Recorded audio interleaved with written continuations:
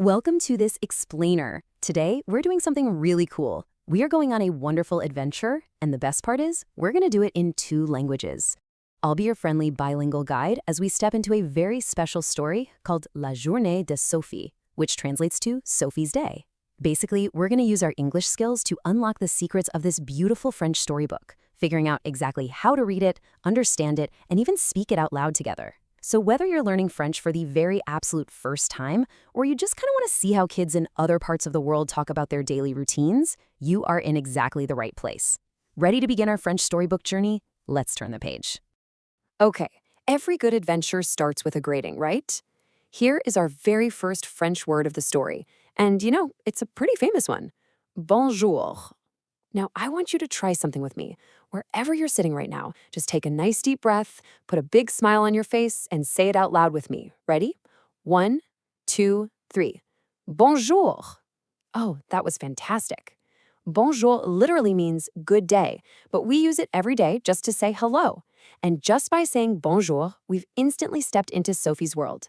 Look at that, we're speaking French already. Okay, let's dive into this timeline. This is basically going to be our storybook map today, guiding us through the 4 different parts of Sophie's routine. We've got le matin, à midi, l'après-midi, and le soir. Let's get right into it. Part 1. Let's meet Sophie. Let's check out the very first sentences of her storybook and learn some basic facts about our new friend. So here is exactly how she starts her story. Je m'appelle Sophie, which simply means my name is Sophie. Now, this is the absolute ultimate building block for introducing yourself in French. Je m'appelle literally translates to I call myself, but it's really just how everyone says my name is. Now, it's your turn to practice. I want you to say je m'appelle and then just pop your own name right at the end. Ready? Go ahead. Brilliant. Now you can officially introduce yourself in French anywhere in the entire world. Next up, Sophie tells us her age. The story says, j'ai 10 ans. 10 is the French word for 10, and ans means years. So j'ai 10 ans means I am 10 years old. Literally, the French say, I have 10 years. Actually, I wonder, are any of you watching right now also 10 years old? Because if you are, you can say exactly what Sophie says.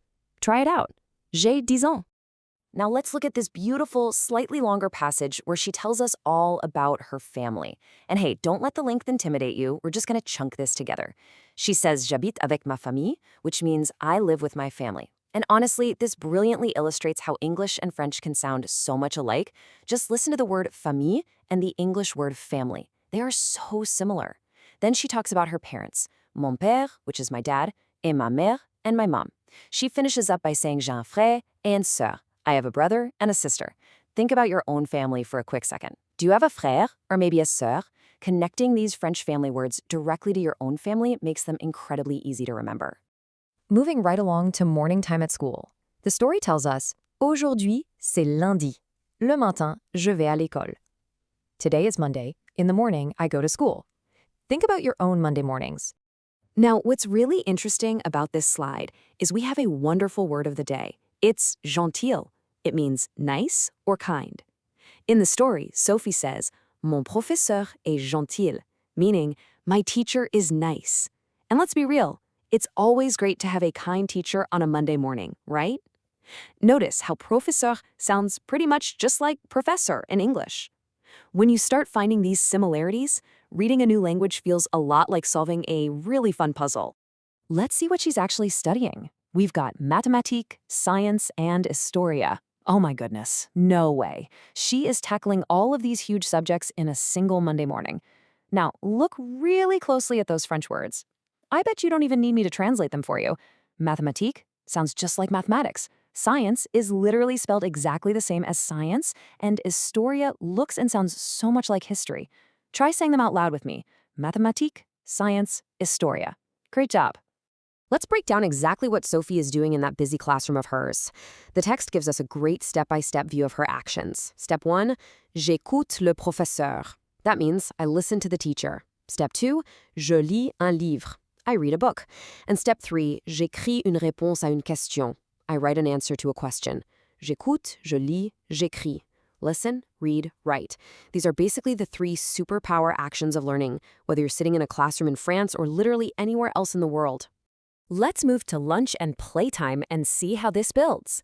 After all that listening, reading, and writing, we move to à midi, which is noon. Just listen to these joyful sentences.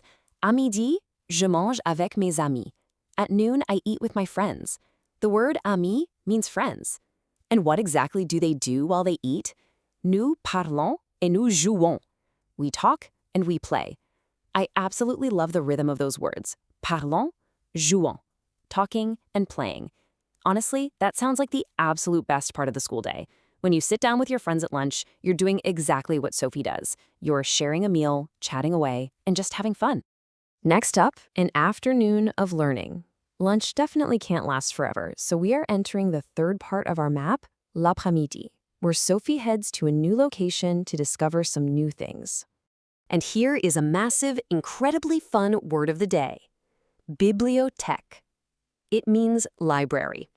I absolutely love saying this word. It just kind of bounces along. In the story, Sophie says, L'après-midi, je vais à la bibliothèque.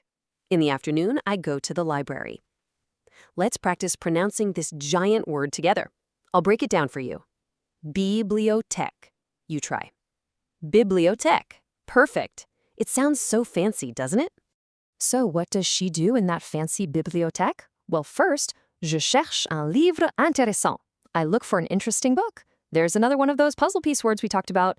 Intéressant just means interesting. Then she says, j'utilise un ordinateur pour apprendre.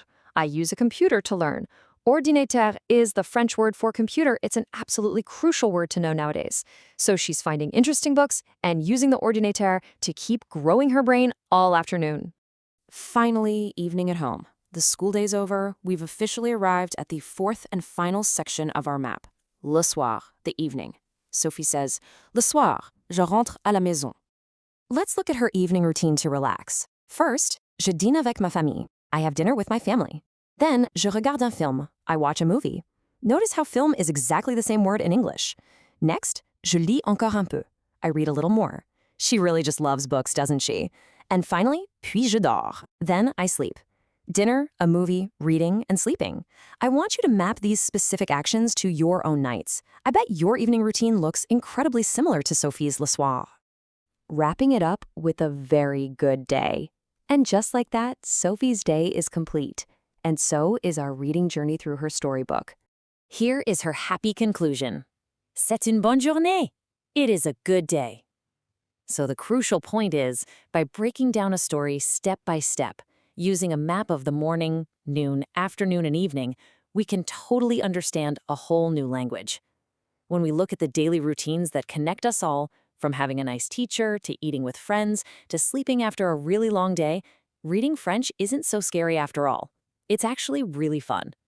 Which brings us to our final point, and a question I really want to leave you with today. Was your day like Sophie's? The next time you go to school, eat lunch with your friends, or read a book in the evening, I want you to challenge yourself. Can you remember the French words for those actions? Can you say je lis when you read, or maybe je mange when you eat?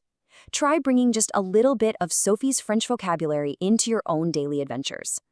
Thank you so much for joining me on this incredible bilingual explainer. Until next time, keep learning, keep smiling, and au revoir.